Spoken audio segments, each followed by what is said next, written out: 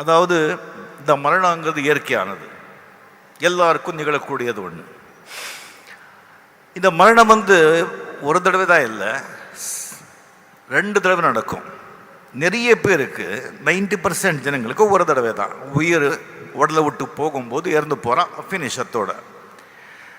மிகப்பெரிய பேரும் புகழும் பெற்றவர்கள் அந்த பேரும் புகழும் தோல்வியாலேயோ இல்லை வேறு சில காரணங்களாலேயோ அந்த பேரும் புகழும் இழந்து விட்டால் அப்போ அவன் சாகிறான்.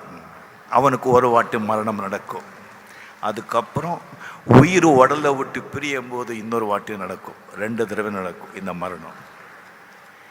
மரணமே இல்லாதவங்க சில பேர் இருக்காங்க, அது ஒரு 1% தான் இருக்கும்.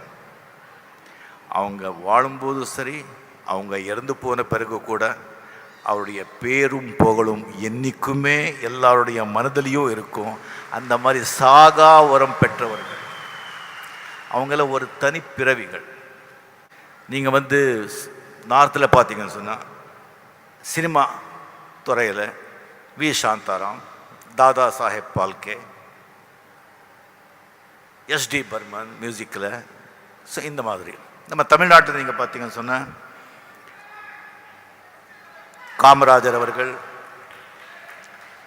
பெரியார் அவர்கள், அறிஞர் அண்ணா அவர்கள், புரட்சி தலைவர் எம்ஜிஆர் அவர்கள், நடிகர் திலகம் சிவாஜி அவர்கள், கண்ணதாசன் அவர்கள், இவர்கள் எல்லாரும் அவர் மறைஞ்சாலும் அவர் பேரு புகழும் இன்னும் மறையவே இல்லை.